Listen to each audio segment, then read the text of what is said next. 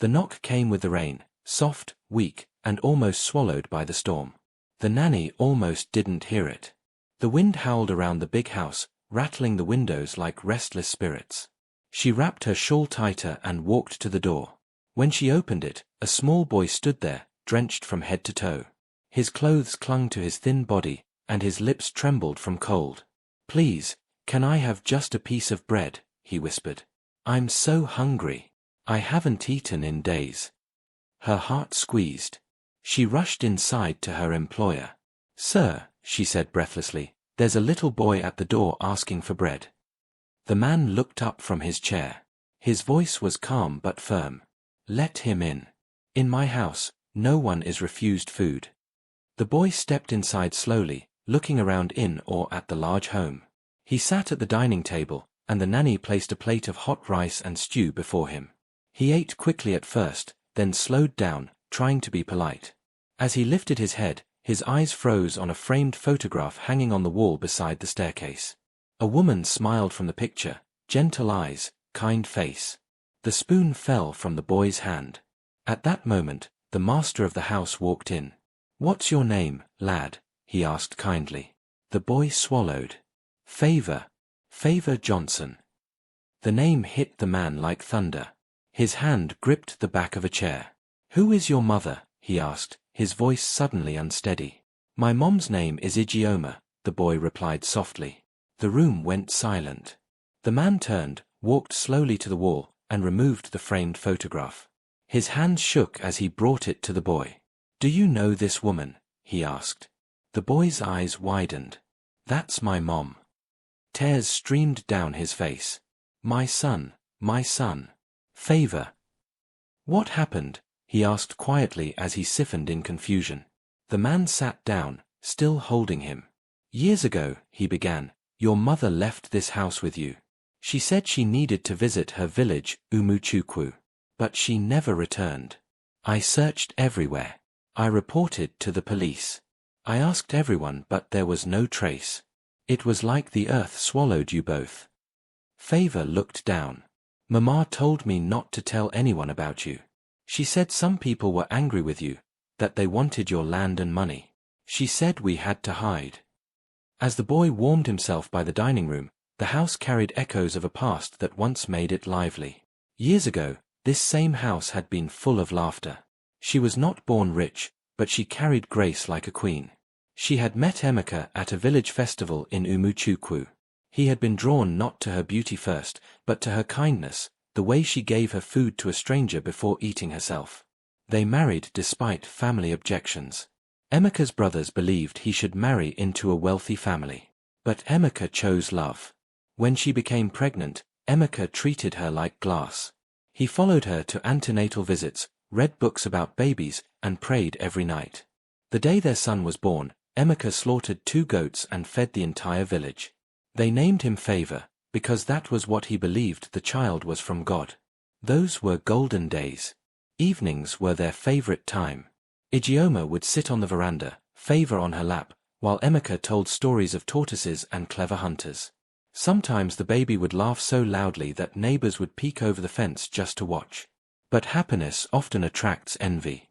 Emeka's wealth grew, but so did the bitterness of his relatives. His elder brother, Isaiah, often warned him, "You trust people too much." Ijeoma felt the tension.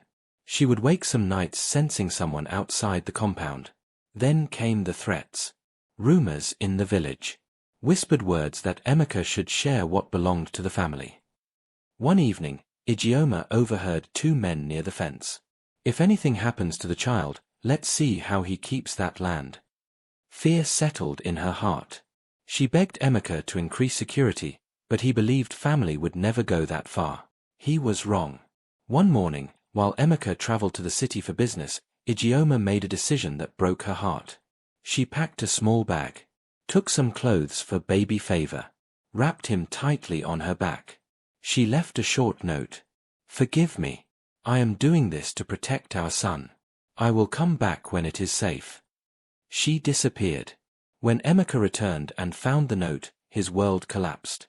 He searched everywhere. Police, villages, churches, markets. No trace. Years passed. Hope slowly turned into silent grief. He kept her picture on the wall and never remarried. Now, years later, a little boy sat at his table, eating like someone who had fought hunger too long. His eyes stopped at the photograph. "That's my mom," he whispered. Emeka's heart stopped. The questions. The name. The face. Everything fit. He hugged the boy as though afraid he might disappear again. Through tears, Favor spoke. "Mama said bad men wanted to hurt us. We lived in another village. She worked on farms, washed clothes, anything." He looked down. She was always coughing. But she would smile and say, "You are my strength." One night, when her body was too weak to stand, she held his face. "If anything happens to me, find the big house with mango trees. Find the man in the picture. He is your father. He loves you." She died a week later. Favor buried her with help from kind villagers. Then he walked. Village to village. Town to town. Begging. Sleeping under stalls. Until the rain led him here. Emeka wept like a child. For the years lost. For the wife who suffered alone. For the son who survived hardship. "You are home now," he said. "No more running. No more hunger." That night, father and son talked for hours. They shared memories of Ijeoma, how she laughed, how she sang, how she loved deeply. For the first time in years, the house felt alive again. Outside, the rain stopped. Ijeoma didn't just suspect danger. She overheard a real murder. One evening, Emeka's business rivals secretly teamed up with his greedy relatives. They believed that if Emeka died, his properties would be easier to seize through family control. But there was a problem. Favor. As long as Emeka had a son, the inheritance line was clear. So they decided. If the child disappears, everything becomes easier. Ijeoma overheard this by accident. She had gone to the backyard to bring in dried clothes when she heard voices behind the fence, men whispering urgently. "The man travels next week. We strike then. But the child must not be alive to claim anything." Her blood froze. She recognized one of the voices. It was Emeka's cousin. At that moment, she understood something terrifying. She couldn't trust anyone. If she told Emeka, he might confront them and make things worse. If she stayed, her son could be killed. So she made the hardest decision of her life. She chose silence and sacrifice over argument and pride. She wrote a short note and left before dawn, carrying only her baby and fear in her heart. She believed, "It is better my husband hates me for leaving than buries his son."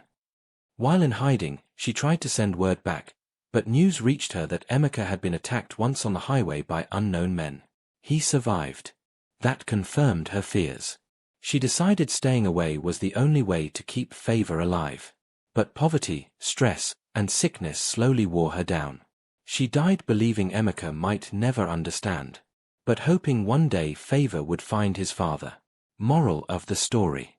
Kindness can open the door to miracles, and love will always find its way home, no matter how long it takes.